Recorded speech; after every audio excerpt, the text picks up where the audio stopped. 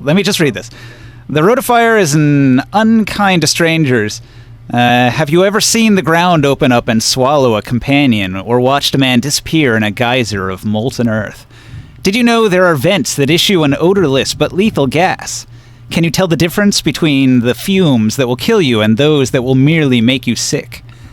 Few people last the night out there, even if they do manage to cross the silt. I would like to suggest an exchange. What I would like to extend to you is my company. I can serve you as a guide, and I will make available all the resources of the outpost so that we can assemble supplies for the journey. And you can assist me, because as I've said, my father has been held by the giants of Avigdar for 10 years now, and I long to free him.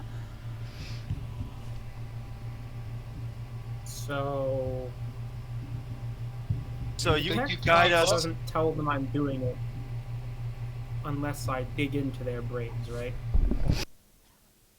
It's really offensive to do that to people. If you're just reading surface thoughts, the spell doesn't say they know. Only if you dig into below their surface thoughts. Correct. Yeah. So if you're just checking his surface thoughts, he's pretty straightforward. He's thinking of his father. He's thinking, this is my opportunity, finally, after these many years. Well, that's what I say is, so you help us as a guide while we help you free your father? Sounds like a fair trade to me. Trenbull will tell you, you might not be able to tell by looking at me, but in my youth, I was quite the adventurer and traveler. My skills at tracking and navigation are quite advanced, and with my aid, you will be able to navigate the dangers of the volcanic islands ahead. When you say that you're going to help navigate us and you're going to free your father, are you expecting us to also help free your father once we get there? That is my hope, that we can help each other. I can help you get to your destination, and you can help me free my father, who is on one of the islands out there. I am willing to do this, but one question, and as a side note, out of character, I don't know if this is actually in the module, but here we are. What caused him to be imprisoned? Why are the giants holding him? He kind of has a glower on his face. Like a dark cloud passes over him. Like he doesn't like to talk about it much, but begrudgingly he'll tell you. He'll say, I have spent 5 years on the shores of Sharvas, waiting for a chance to free my father. He must hate his captivity. He loved the caravan trail and the wide open spaces. You see, my uncle Azran decided that he and father could build a trade empire across the Road of Fire. If they could get the giants of the islands to mine the deposits of obsidian pumice and sulfur, they could increase the earnings of the House McKay beyond imagination. They had spent their youths training. My father took to the caravan trail, and my uncle Azran spent his apprenticeship on dwarven silt skimmers. It was Azran who conceived the plan to mine the legendary Road of Fire. He had heard of the islands from the travelers of the House Salaxa. Our patriarch dismissed the idea. Ram was unstable, he said. It was a time for retrenching, not expansion. Azran privately financed the expedition. It was agreed that to avoid notice on the established caravan routes, the expedition would be commissioned, and 3 silt skimmers would journey to negotiate through the Dust Sea. They bid us farewell and left. I'm told that a beachhead was established at Sharvas, but the party did not make contact with the Maratuk. They continued to Durgaz, where they had a brief skirmish with the Beasthead giants, and then they moved on. At Avigdar, the expedition encountered the desert. There, an agreement was made with the giants to mine the sulfur of Avigdar's craters. The gold that the party had brought was not enough to compensate the giants for the mineral wealth that they loaded onto the ships. They say my father volunteered to be left behind as an ambassador and trade hostage. He would stay on and lay the groundwork for a prosperous relationship until the ships returned and paid off the debt. The bond was made, but as the ships cast off, the giants suddenly began to hurl boulders at them. He begins to tear up a little bit, and he says, the Hesper and the Pyrrhus were destroyed. Only the Belamarash escaped. Everyone assumed that the giants killed my father. For 5 years, I believed he was dead. Then, one night, I was at a party in the noble district of Ram.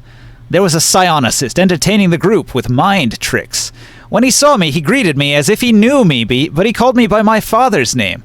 He said, "Marcus, I'm glad to see that you finally got off that rock pile."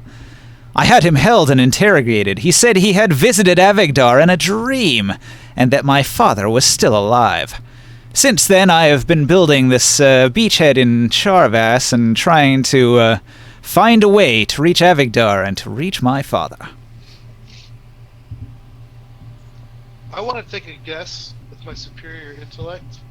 I guess that someone betrayed somebody. Cough, cough. Oh, yeah. Yeah, I said that out loud. I'm gonna say this telepathically. Well, actually, you know what? You said out loud. Forget it. I want to hear where this goes. I said it out loud. It sounds like someone got betrayed. Trenbull nods solemnly, and he says, "And it cost my father his freedom, but I will see him freed if it costs me my own life. I will venture into the danger of the Silt Sea." I tell him, I'm Taurus Great Hunter, and I'm really good with giants. And my buddy Taro here speaks giant, because I don't speak giant. But I'm really good with giants, and he interpreted for me before. And I give Taro a big old hug and be like, "See, speak giant real quick." Well, you are surely the mightiest heroes to pass through this part of the world in the 5 years that I have lived here. If ever an opportunity should arise, I doubt this opportunity will arise again. I have to take it. I implore you to take me up on my offer. Listen, I have no love for merchant houses, and House K is no exception. However, I do have a love for family and a respect for your desire to free your father.